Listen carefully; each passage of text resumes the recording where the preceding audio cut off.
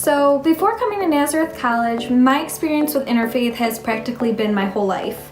I come from an interfaith marriage. My father is Roman Catholic and my mother is Muslim.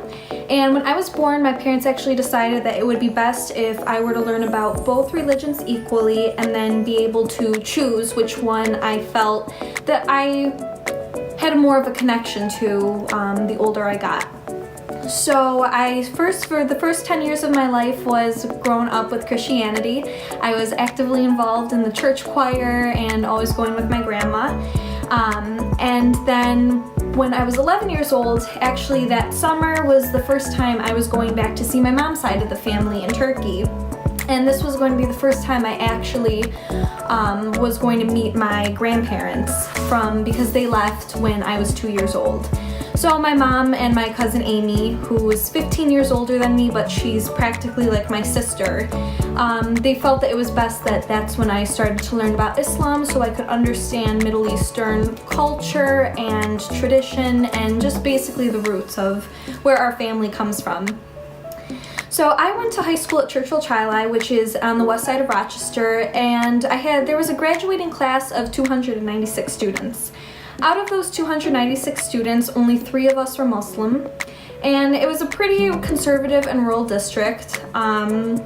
So despite the fact that I'm more of a moderate Muslim, I don't wear hijab, I still faced backlash growing up, especially in middle school, the early years of high school. I used to get teased about my faith. People would say just really ignorant things. I once remember just little things like with 9/11 references and everything, and people being like, "Oh, were you upset when Osama bin Laden died?" And I remember once one kid said that, and I remember I looked at him and I said, "Well, if you're going to relate all Muslims to being a part of those extremists, which they're not Muslim, what if somebody said that about all Christians being like the KKK?" And the kid was saying, "Well, they're not, because those aren't Christians." And I was like, exactly. That's how Muslims feel about Al-Qaeda, Daesh, those kinds of extremist groups, is they're not Muslim. So growing up, it was something that my mom always really tried reassuring me to, that being Muslim was something that I would have to learn how to deal with the backlash in America and the Islamophobia that comes with it. Even despite, no matter how you appear to be Muslim, people still, once they have something in their head, they just base off those stereotypes. So I usually kept my faith very private. I always considered both being equally a part to me. However, when I was younger and after I started relating more to Islam, my mom still always encouraged me to go to church with my dad, and I used to kind of argue with her a little bit about that, because I used to say like, "Well, that's not my faith, that's not who I am." She said, "No, it is who you are, because that's what you grew up with for the first part, that's what you first knew, and you don't want your father to feel left out." So growing up, I began to understand that it was a blend between these two faiths and cultures. So I always, though, was somebody that whenever I heard something, if I heard somebody that was saying something ignorant or maybe misinformed, or if they had any questions, I was always somebody that felt open to having a discussion with people and politely informing them the truth or the facts on the religion or culture, just for more of an open-mindedness, because like I said, my high school really didn't have any kind of experience with any other cultures or religions.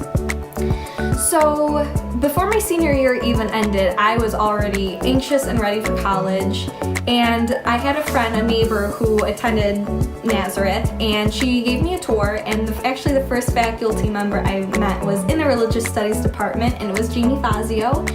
And I just remember having such an amazing conversation with him, and it was he was just showing me all the programs that Nazareth has for the religious majors, minors, and in addition to just showing or telling me about the programs, at least for my major and for what my interests were, but really there was a strong emphasis on the importance of religion.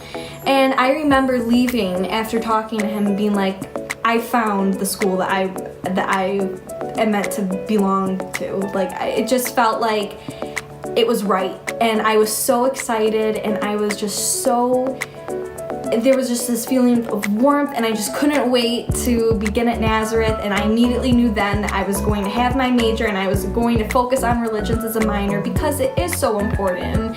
It's one of those things that in our world today, people, I believe, underestimate the importance of religion, because religion ties into the aspect of everybody's life, everyday life. And it's one of those things that people kind of overlook because they think, oh, you know, somebody's going to try forcing their beliefs upon me. But it's not like that. You need to, in order to understand humanity, in order to understand human nature, you need to understand their beliefs and what makes a person a person. And so then leading into that with taking this class, it opened my mind to, just my eyes actually, to all of these possibilities in everyday life, whether it's little things at restaurants.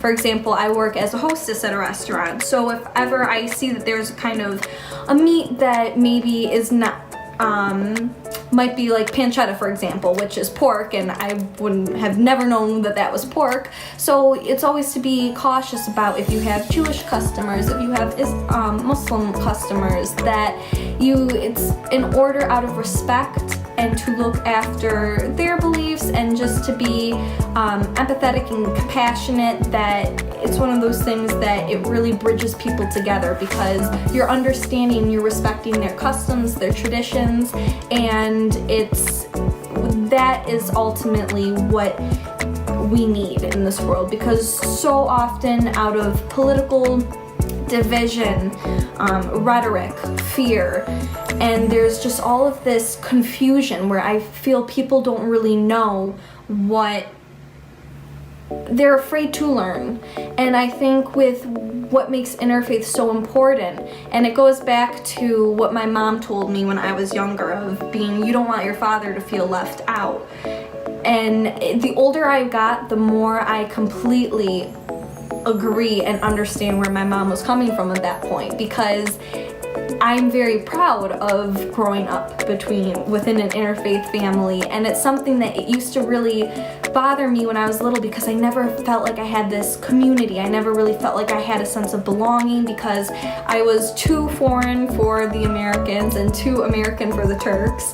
So it was just something that my family was my only community, basically. But coming to Nazareth, and especially seeing all of the engagement within different religious groups and cultural groups, and just everybody coming together and being open-minded and understanding, it just was something that made me feel proud of my background, and it really helped push forward to help be a leader in the way of bridging together people of different backgrounds and faiths in order for communication, because you're not going to get anywhere in terms of conflict resolution, or just even in conflict resolution doesn't have to be something huge and in terms of war or anything like that. It can be even simple disputes or arguments between people because they're not understanding where one another is coming from.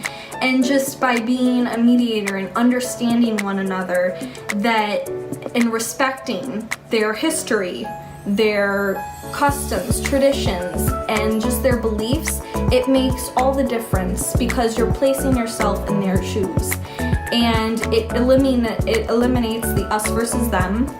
And it's just something that really people need to engage within interfaith, because it's one of those things that until you're actually a part of it, you don't experience it until you're actively accepting of it.